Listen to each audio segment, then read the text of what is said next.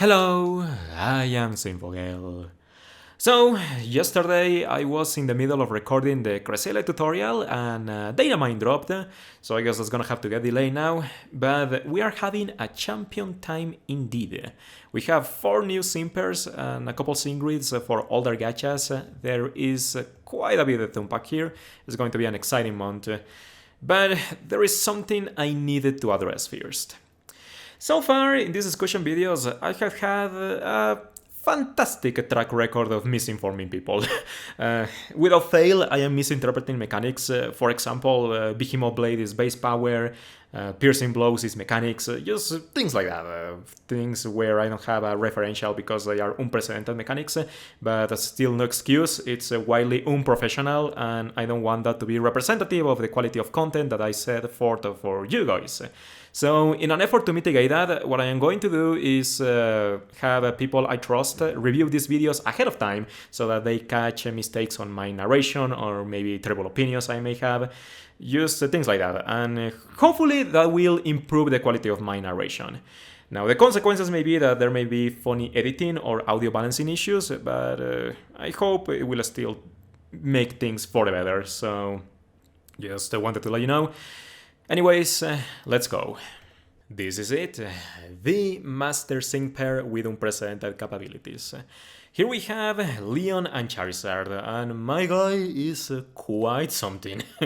But I know you're not dumb, you're only here for me to answer one question, and that is Rion better than Red? First off, this is a speculation and opinion. Both of those things don't mix well together, especially when making objective assessments. Second, I dislike this type of query because it lacks nuance. Context is extremely important, like for example the setting, is it Champion Stadium, is it Battle Villa?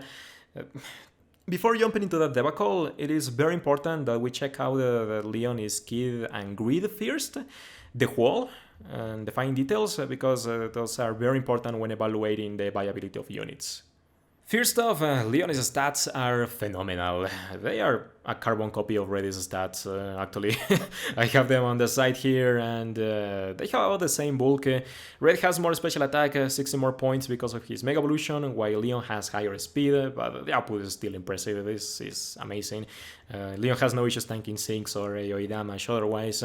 Now, the hilarious part here is the moveset. Rion has a crapload of coverage, because why give us a proper ground type striker when you can just slap Earthquake on a Charizard? But that's besides the point, because this coverage complements Leon's passives. He has this wonderful thing here, Super Preparation 4. This is a coin flip at proccing a buff that enhances your super effective damage. The same buff that N gets when using his turn move. And this is a free 50% asteroid for Rion. When you proc this, you can start competing with similar simpers on super effective contexts. You can have a similar output to Blue or Cynthia. Here's an addendum. Do note the keyword similar output here. Rion does not outdamage Cynthia or Blue on super effective contexts, even if he procs the super preparation multiplier. He does outdamage them on neutral scenarios, however, due to the power of Inferno. Also, Super Preparation works just like N Stellar move, meaning it also increases sync damage. This is a big reason for why Rion is such a monster, and with this alone, he can outdamage Red when you proc the super effective damage, so that is amazing, but it's also very conditional, because you cannot depend on this proccing all the time. If you get lucky, it may happen. It's still great chances, but you kinda need this for Rion to become a complete monster. But even on neutral scenarios where Rion is not exploiting super effective damage, he's still hitting really hard. Inferno is about the same base power, actually higher than Blastburn, and I don't need to tell you how strong Red is, you should know. And Inferno is also great because it has a side effect of always burning the target. So Rion also has reliable tech utility. You will always burn the target, get residual damage, and you can activate the multipliers on your grid by yourself. So very strong self-sufficient multipliers. I love that. Inferno is just an obscene move. Now, my qualm with Rion is Kid is the turn move. This turn move is kinda terrible. It lowers in countdown by 1, okay, that's decent. Raises offenses, critical hit rate, great. Free move next, that is fantastic because you kinda have issues with gauge otherwise. And it also drops your defenses, use your run-of-the-mill punishment, but the problem is that it only has one use. And Leon can refill that with MP Rekindle. That is a 30% shot of proccing another use of your trainer move. So there is this weird interaction with Leon's playstyle where he's supposed to use his trainer move, then spam some attacks so he can attempt to proc his trainer move again. But I wouldn't recommend doing that because you could just use appropriate offensive support to get Leon rolling a lot faster. Like, for example, Lyra, so you can also activate Solarize and get Leon his Sun multipliers. And this is one of the main distinctions between Leon and Red. Red is just flat out self-sufficient. He doesn't need any offensive help. While Leon can attempt to fully buff himself, but if you do so, you're also blowing your defenses, and it's unreliable, so he needs help from other partners. And we have plenty of great offensive supports, so this is not that big of a deal, but it is a problem. So just something to keep in mind about Leon is kid. Otherwise, Sync has no side effect. Piercing Gaze, you cannot miss Inferno, it has 50% accuracy otherwise, so that would be bad. But then we have the Master Passive, Galar Flagbearer. In summary, you get a free 10% multiplier for the entire party, kind of like having, I don't know, Critical Strike 1. And the big part here is the damage reduction. You get a 20% filter to any damage for the entire party. Something to note here is that this passive may or may not filter Sync damage as well. If it doesn't, it lowers its value a little bit. But we need first-hand experience to verify that. And this is massive, and why I think Leon is kind of broken as a unit. Like, just filtering damage just by existing means that Leon is actually supporting these guys. He is really enhancing the defensive parameters for your tank. Like, Lyra can start tanking comfortably with this damage filter. Wow, this is an amazing passive, which is why I don't recommend using Leon's trainer move, because you blow your defenses, and if that happens, then you're kind of wasting the bulk you are getting from the master passive, so that is great. It also enhances itself when you have other Galar Simpers on your team, but what are you going to do? Like, I don't know, slap Gloria alongside Leon? And then help him with move gauge boost? That's not going to work out fine. Maybe Pierce is a proper partner. You could do Pierce, Leon, and Lyra or Torchic. I don't know. It could work, but just the base filter for damage is insane. Leon is super good as a unit just because of this alone. And then you have the free multipliers, things like that. And then there is a grid. I don't want to dwell too much on this because it's a little bare. The full kit is available at 3.5 as is the trend lately. At 1.5 there is Burstein. This would be handy for Sync nuking if it weren't for the fact that the Leon is kind of forced to use attacking moves before the first Sync cycle. And that is a practical issue with this guy that people tend to forget, where Leon has no trainer moves to spam, so he has to hog all the gauge available until first Sync, and he has to depend on his partners spamming trainer moves while Leon attacks and kind of does nothing until fully set up. 2.5, there is Rejuvenate 6. This is fantastic to refill your gauge after sinking if you are nuking with this guy. And speaking of nuking, 3.5 we get Scorching Sync 5. A free multiplier that can be also enhanced by Sun. So I'm thinking on how I would play Leon if I were forced to bring him for Champion Stadium, for example, if I were Sync nuking a stage with him on a red. If I were using Scorching Sync 5, I would have to spam Inferno on all 3 targets and then bring Lily, for example, so he can Sync nuke afterwards. And also find a means of sneaking Sunny Day in there. That means that maybe I have to forfeit using Inferno on one of the sides or something like that. So context is important when thinking about these things. Like, how are you Sync nuking with Leon?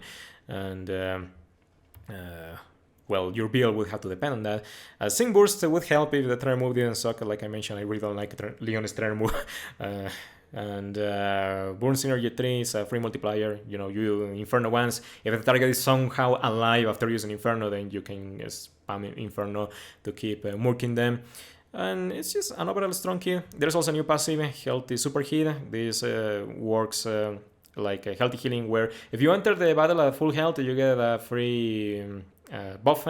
In this case, it is the super effective next buff that Leon can proc at random with his own passives. But outside of that, kind of dry. Not much else to say here. Now, having analyzed the whole kit, I don't think I am ready to answer if Leon is better than Red yet. Like, don't get me wrong, Leon is obscenely strong. When he procs the free super effective multiplier, he's on a whole other level. But the problem is that it is conditional, and Leon has his self-sufficiency issues. Like, I would never climb Battle Villa with Leon. It's fairly hard to set up. Where Red is just far more self-sufficient. He just gives you less issues for a similar output. And something people are forgetting when comparing Leon with Red is that Red has a stronger Sync. Red has more multipliers with Solar Flare and Haymaker, so when you account for that, Red can sort of catch up in damage to the damage that Leon can do on neutral scenarios. So that is also another big factor of Leon. If he lacks the super effective damage, he kinda lags behind other strikers. Now, something I think people misinterpreted before when I made the Kanto Trio analysis is that maybe I said that Red is the best striker in the game, but I never said that he was the strongest. There are better ways to deal damage in this game, but Red is the best striker to me for the fact that he is a brainless striker. Like, you can give him it to a 4-year-old and they will probably get results with the unit, so that is what I mean. Red's 1-5 kid is just obscene on a lot of metrics, where Leon is really good, but also has his issues. So, I don't know yet, but look at it this way. Leon is strong or can be stronger than Red, so what is better? Comparing them or having 2 Reds in your team? Food for thought. Lastly, keep in mind that Leon is not at his best point yet because Galar's Simper distribution is very limited and Dynamax is not yet released. He could improve a lot as time passes. Alright, let's take care of the next popular kiddo. Here we have Marnie and Morpeko, and I almost forgot to record this because I neglected to make video assets for this sync pair. And I hope that speaks for what you can expect out of this unit, because it's another offensively oriented tech that can nuke really hard on the correct circumstances. But that is hardly a distinguishing niche these days. There is so many simpers who can nuke super hard. But Morpeko has its advantages, and I know that Marnie is a disgustingly popular character. She's going to sail insanely on Japan, so there is that. Marnie's kit is based all around the Hunger Switch. This passive functions exactly like how Morpeko works in the main series games. Presumably, we need verification, but as far as we understand, Morpeko has a couple forms. It has a full belly mode and a hungry mode. I am not going to use those dumb names, but it's an electric type form and a dark type form respectively. And Morpeko alternates between them whenever a turn passes. And in this game, we think that it's going to alternate the shapes whenever the Pokemon attacks. So the kit adapts to the form that Morpeko is currently undertaking. You get a free asteroid for electric or dark type damage depending on the form you have, and you also have electric and dark type moves, so depending on your form you kind of have to adapt to the situation. Like if you want to function as an electric type striker, then you have to counteract the fact that you're going to switch to dark type damage on the following turn, and so on and so forth. But you have the tools to kind of mitigate that issue. So Marnie has great stats, decent bulk, great offenses, a refreshingly high speed stat for a tech. It's been a while, and you also get Thundershock for a 1-bar spam. This complements Hostile Environment 5 because your Sync increases in power when the target is paralyzed. By the way, if you are on your Dark type form, then the Sync presumably switches you back to your Electric type form. Marnie is an Electric type Sync pair, so the Sync is electric, and you have to take this into account if you want to nuke with her.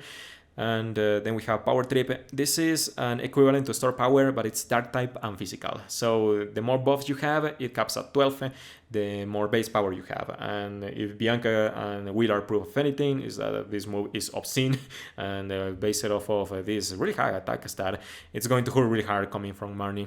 But you have to deal with the Hunger Switch mechanics, unfortunately.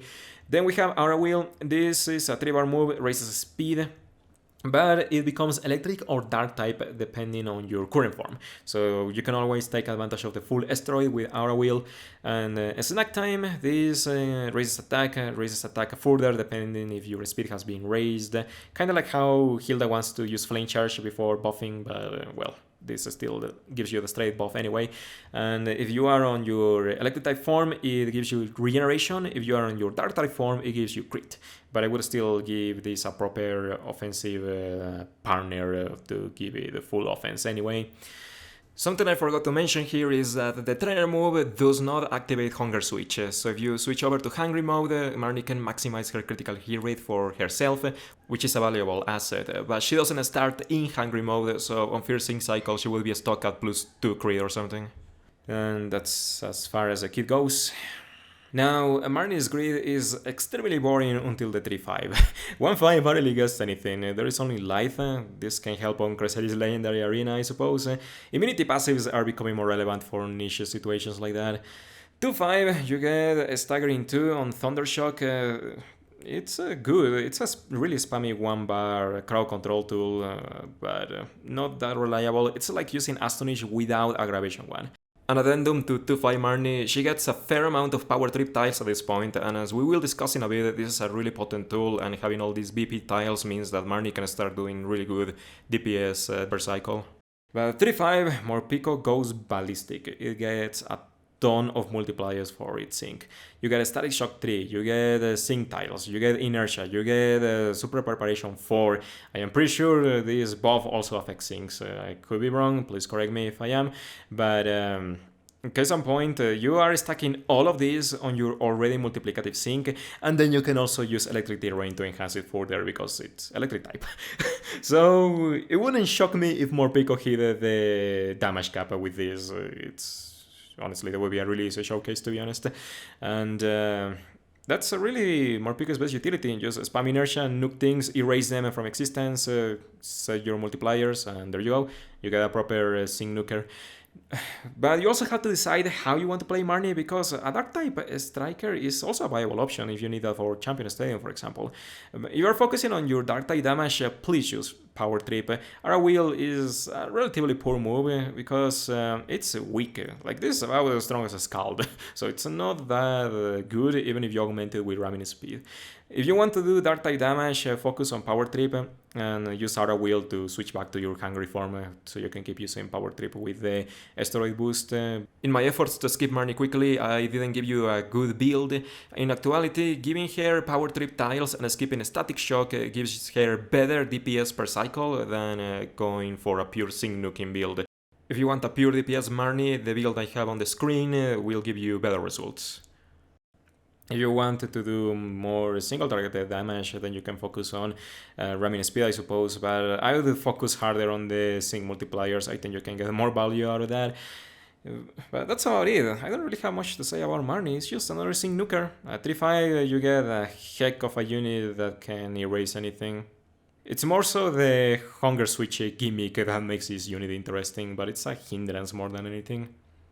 And Iris is finally getting the respect she deserves. Here we have Iris and Hydreigon. Please don't blast me because of the Hydreigon pronunciation. I am pretty sure that's what it is, and it's what I am sticking with, but if you comment about it, I'm gonna feel sad, so... Anyway, Iris and Hydreigon is a debuff based unit, and I live for this type of unit. If you watch my videos, you will notice that debuffing is a very common trend on my strategy. Like, I just love dropping enemies' offenses, dropping their defenses to enhance my own damage. I love debuffs, they are amazing. And Iris does that very well, but she focuses on dropping attack and special attack with Breaking Swipe and Snarl. They are both AoE damage, so that's great for crowd control, and it also enhances her sinks, as you will see. Either way, the stats are really good. We have good bulk. I could do a meme tank with this if I wanted, and good offenses. You also get Dragon Rush as a proper damage move. If you fully enhance this with the power loading, then it could do really good damage. Also 20% chance to flinch, I think. And you also have Piercing Gaze, so Breaking Swipe is 100% accurate, but Snarl and Dragon Rush are inaccurate. So Piercing Gaze fixes that, that is great, reliable, and the trainer move is kinda weird. You get a Gauge Acceleration, you also lower Sync Countdown, raises attack, and also raises crit. The problem is that it's only one use and you only get an NPR2 on the grid. So it kind of reminds me of Leon's Trainer move because it's unreliable and you only have one use. The utility is good, but you still need help to evolve quickly if you want to be spamming attacks with Iris. And the sync is an important part here. This is a hell of a sync nuke. So the first time I analyzed Palentine's Dawn and Alcremie, I severely underestimated the power of her sync. Since then, I learned my lesson, and Iris has the same multiplier. It's a 2.2 multiplier at maximum efficiency. Under standard circumstances, you're probably not ever going to hit the full damage potential out of this sync multiplier, but it's going to hit really hard. If you hit super effectively, it's going to erase a target. Even at 1.5, it's a pretty obscene output, so this is the focus of Iris' kit. Her sync augments in power the more debuffs the enemy has, and your kit is all about debuffing the enemy. So my recommendation here would be spamming debuffs, like kinda ignore Dragon Rush. You can do good damage, but there are better single-targeted Dragon-type strikers that can also do that, like Iris and Haxorus, for example. But for the sync nuke, you can have Iris spam debuffs constantly to enhance your sync, and there is something key about Iris's kit here. You get Double Drop. Double Drop presumably drops all stats again when you successfully drop something, so we don't know if Defense Crush 2 would work with this, but the way the description is written, it implies that it also affects your partners. So I am going to refrain from analyzing the unit thinking that until we get proper verification, but if that is the case, I can easily see teams composed of, I don't know, Alder or Karen working much better because of Iris's faster special attack drops. Iris right now, this Iris and Hydreigon is the best special attack debuffer in the game because you get AoE drops that also go to -2. And if this can benefit the partners, oh boy, that is a really great tool to have. Now, yes, this is all exciting and everything, but this is a kind of meme that I enjoy, and it's not the best utility that you could be employing for a slot because it's a pure sync nuking potential. You can also filter enemy damage, but I am not sure if I would recommend this for like a casual player just trying to get through Champion Stadium. It's a bit more nuanced in a way. Before I forget, I also want to mention a key advantage that Hydreigon is debuffing has, and that is the fact that it deals damage while debuffing the enemy. So that is really good on 3v9 contexts because you can deal good chip damage to the sides to set up denials, while things like Charm, yes, they are effective debuffing, but with Breaking Swipe you get the damage while also getting your crowd control going and augmenting your sync. So just something I wanted to touch on. Anyway, here we have the grid, and you know the drill. 1.5 is extremely boring. This is so dry, about as dry as Alder is 1.5 grid, which is an accomplishment, honestly. 2.5, we get about the most potency that you can get out of Iris. You get all the BP tiles, and there is no proper BP multipliers for Iris outside of power lobbing that she gets innately, but she can be an okay dark type striker, I guess. If you want to squint really hard and get the super duper effective too, then she can do okay dark type damage. I mean, that is the kind of meme that I would employ for Champion Stadium. I am emphasizing the meme role for Iris here because I don't think she's that good of a unit. It's just the type of unit that I would enjoy using, but you know what type of teams I play. I play Marlon the Striker, so I don't think my opinion is very legitimate here. Either way, 3-5, Iris goes insane, kind of like Morpeko, where you get Devastation and Pecking Order. So this is where the legendary maximum sync nuke Hydreigon comes into play. This is, without a doubt, the strongest sync nuke in the game, surpassing May. I am not sure about Morpeko, but it is really good because this multiplier is one of the highest already, like a 2.2, and then you add 30% multipliers at full efficiency. So I probably forgot to mention this, but for this to be at maximum efficiency, you need -18 debuffs. So you kind of have to stack another tech partner to get the full efficiency out of that. But even then, it's overkill. Like you go to -12, and it's already really strong anyway. And then you add these two nukes already, the sync tiles. Hydreigon erases anything. It's just another tech nuker that erases things. But I like this unit. Personally, I think debuffing offenses is very underrated, especially for crowd control in Champion Stadium, and the fact that it damages when backed by very strong attacking stats is commendable. I like this. I am definitely going to pull for this, but it's not that good. Please don't be like me. Oh boy, we discovered Sasquatch over here. Diantha and Gardevoir are finally in the game. It's only been 3000 years. And this is a fairy type striker that goes brrr. There is not a whole lot to say about it, so I'm gonna be quick. So, Gardevoir can Mega Evolve, you get more special attack and special defense when you do, and you have really good stats. I mean, no complaints, very good offenses. Decent bulk for a striker, and this is better than Rion, which we looked at earlier. And you have the standard fairy type striking kit, Dazzling Gleam plus Moonblast with good offensive self-sufficiency. You can maximize critical hit rate and slightly top off your special attack and special defense. You're gonna need help or an NPR to fully maximize it. And if you Mega Evolve, you also get gauges. And that is kind of important because Gardevoir has issues with speed, so you kind need defensive partners like Skyla or Sinnoh Blue to maintain offensive pressure. And the Sync only Mega Evolves you, no side effect. Now here's where Diantha is the unit that she is. You get Hydreigon 5. This is a new passive that gives you a free asteroid 50%, but the cost of forcing your moves to have an extra gauge of cost. And this means that Moonblast kind of becomes Hyper Beam in a way. It's still a lot weaker than Hyper Beam, but it's a means of enhancing Gardevoir's damage. And you also get Fairy Power 5 upon Mega Evolving. That's another free 50% asteroid. So that's 100% asteroid just by existing. That's kind of crazy just how strong this unit gets. If you don't Mega Evolve, you don't get Fairy Power 5. You get this passive that works like synchronizing main games. So that can be handy on I guess full forces that spam AoE status, so you can bounce it back and then recover it with a partner or whatever, like Sycamore. But case in point, Diantha kinda wants to hog Fierce Sync because you don't get the full asteroids until you Mega Evolve, so that is a disadvantage of the unit. And you also have a Propulsion 1 to help you with Sync countdown. That's it. It's a striker that goes brrr. So here is my issue with Diantha. Her timing couldn't possibly have been worse.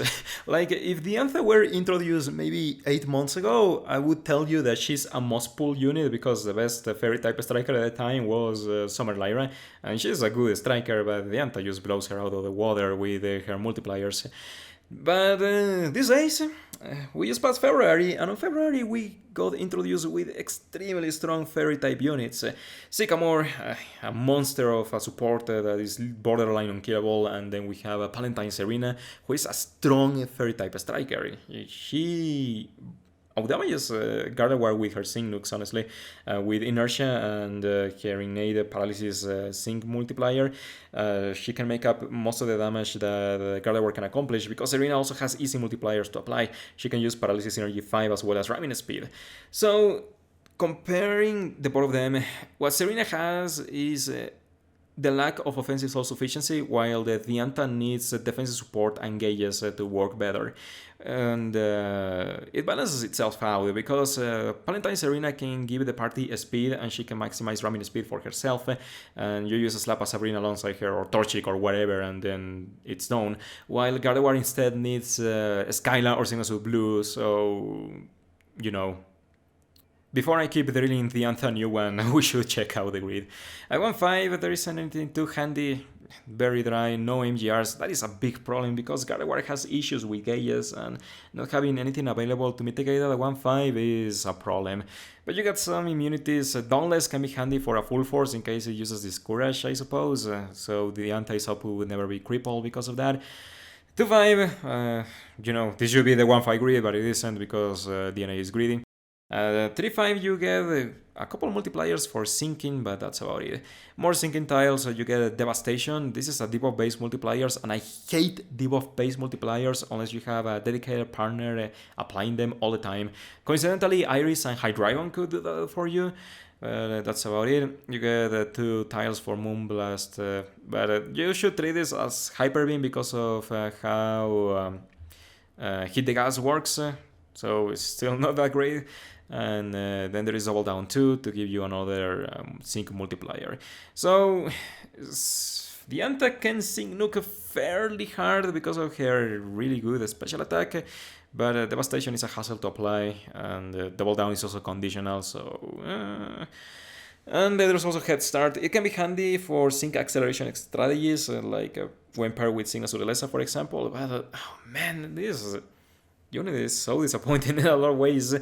Disappointing doesn't mean that she's bad. She's a very competent striker and can hit excellent numbers when set up right. But my issue here is that this is just not a good metagame for Diantha anymore, because we have Sycamore. Sycamore can strike anything with Hornleech, and if you really need the Fairy type damage, he can momentarily switch over to Moonblast, so he can cover that area for you. And if you invested on Palentine's Arena, there is absolutely no reason you should be pulling for Diantha. There is no niches that she covers that Palentine's Arena doesn't, and I think that Palentine's Arena is honestly a more cohesive and more useful unit in general, because she has easier multipliers that don't cost you an extra gauge, and she has easier gauge management, things like that.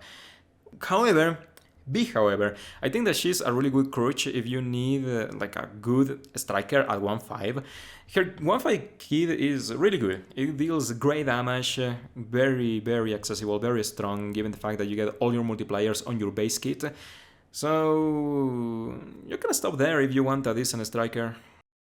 Diantha is very strong, and she can reach Lance's power level if you pair her with Palentine's Dawn to activate type skills and get those special defense drops, so she will not disappoint. Barring her horrid gauge issues, but that's another matter. Alright, we can finally start talking about game changers. Here we have Hilbert and Samurott that they finally got agreed. It's been a long time coming. Hilbert always had a strange spot in the metagame because he didn't feel any big niches by himself. He was introduced back in COP meta for Flannery EX, I am pretty sure, and well, he maximizes attack, he raises speed to +4 for the entire party. Kinda handy, but limited. I think that's the best word to use for pre-grid Hilbert, where he barely does anything. When you are bringing a pure support unit, it needs to have some good roll compression, and the only things that base Hilbert do is tanking. Okay, it has Impervious, that is an excellent passive, and it can attempt to flinch, maximize attack and speed, but units generally need much more than this. So Hilbert's best niche is complementing units like Janin, who raise their crit but not their attack stat, and that's where his utility stops.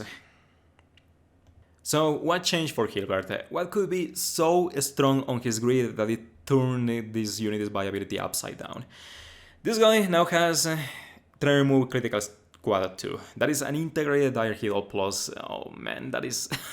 You are giving a Dire Hidal Plus on a Trainer Move that already maximizes attack with a couple uses.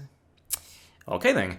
This guy is the most efficient buffer in the game, probably, in the same tier as Sycamore, because with 2 uses of a Trainer Move, you get max offenses. Barely any unit in the game can do that.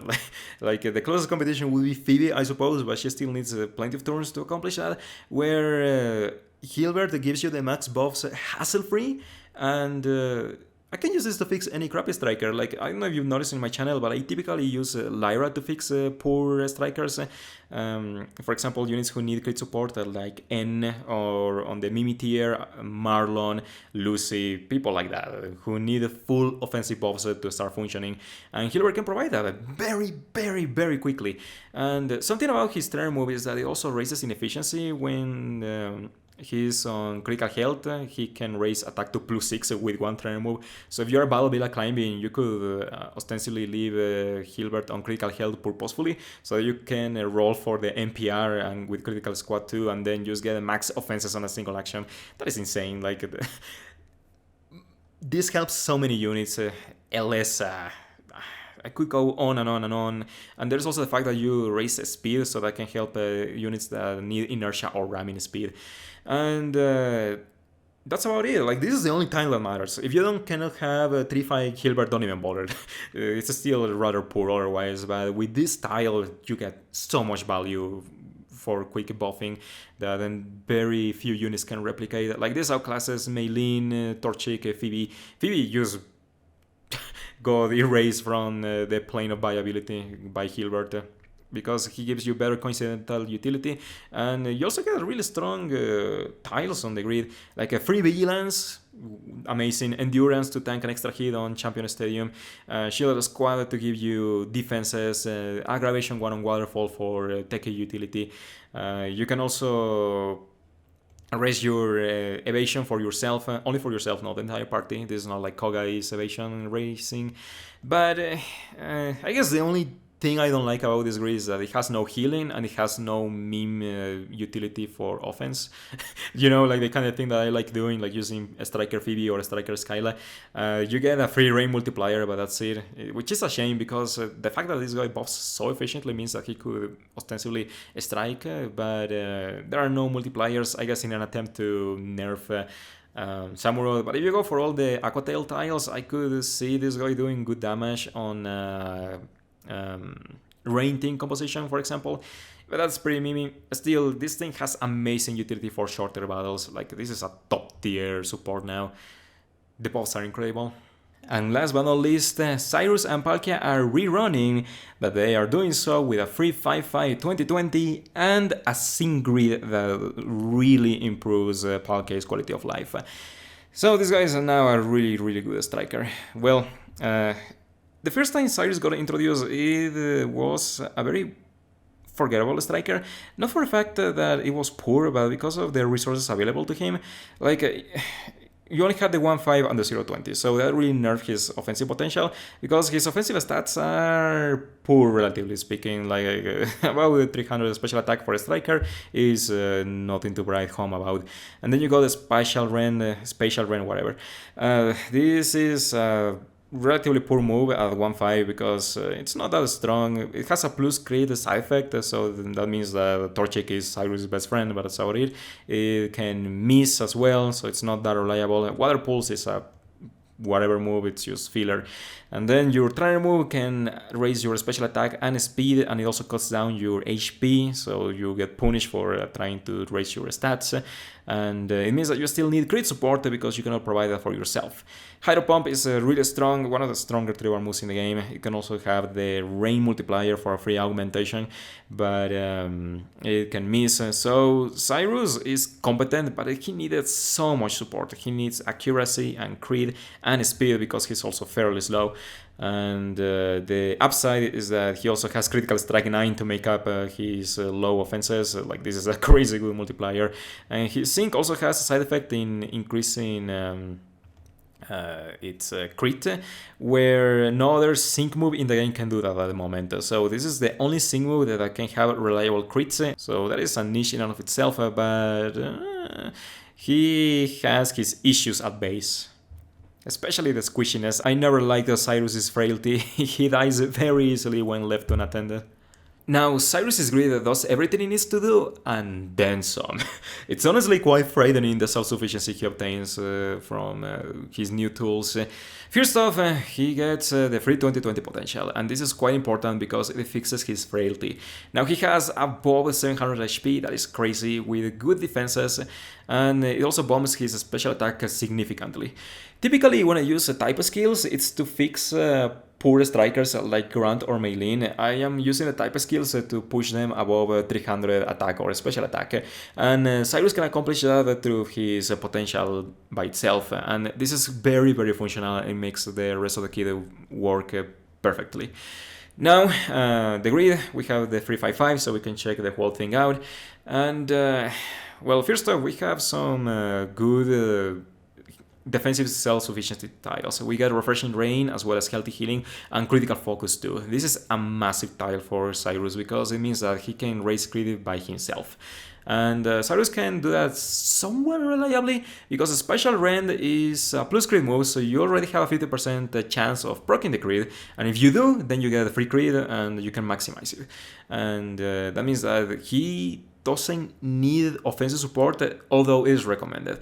And you also get Crit Catastrophe 2, as well as Ramming Speed for Hydro Pump. That is a really good multiplier. If I were using Cyrus for Champion Stadium for Dragon type stages, for example, I would do something like this, probably, with some crit support. And you also get a special range accuracy, by the way, so you cannot miss it anymore. Yeah, this will work nicely, and you can chunk things with your Dragon type Sync. That is a problem with Cyrus, where he kind of works like a Water type striker, but his Sync is Dragon type, so a little incohesive, but hey, we gotta make it work. Now, if you don't want to use offensive supports for Cyrus, you can go for critical focus instead, and it will fit nicely. And there you go, the proper self-sufficient striker that can eviscerate on stage without any problems. And now the other funny thing you can do with Cyrus is aiming for the rain tiles. So Hydro Pump is a really scary move already, and you can raise it to 95 accuracy with your grid. I would have preferred pinpoint entry or something, but hey, we gotta make it work. You can get refreshing rain or healthy healing, depends on what you prefer, but I think refreshing rain is more pertinent when using this on a rain team comp. So, just for reference, Cyrus reaches a similar damage output as 020 May without the Disempower Maximize. If you compare him with a Disempower May, then they have a very, very similar output. Cyrus comes a little shy, but that is the level of power that you can expect out of him. Considering that you can already raise your speed easily by yourself, it means that you don't even need that much offensive support. Use a Slap, a Torchic in there, or Signals of Blue. Like, Signals of Blue plus May is already a really strong core that can defeat any stage, but then you add a proper striker like Cyrus, like who can chunk center mons very easily or perform denials, and wow, the output that you can get out of Cyrus is quite something else. He's a really good striker now. Outside of that, there is some water pulse tiles, but it's really mimi. I mean, it's a 2-bar move that you may want to spam, but yeah, don't bother, it's just a meme. But yeah, Cyrus is quite a potent unit now, and it bodes well for how the grids for the other legendary Simpers could turn out. Like, they are not afraid of turning legendary Simpers into proper units. They give them the tools they need. So yeah, I'm really looking forward to the Zinnia and Silver grids in particular. But we gotta see. And I think that's it for this video. Thank you so much for watching. If you stuck for so long, I didn't want this to be a 40-minute video, but hey, it happens. I have to say my piece. But as usual, I thank you very much for your support. I do not monetize my content and don't plan on doing so unless I really need the money. But I only do this for fun, and I appreciate you accompanying me through this journey. So yeah, thank you for watching, and see you next time.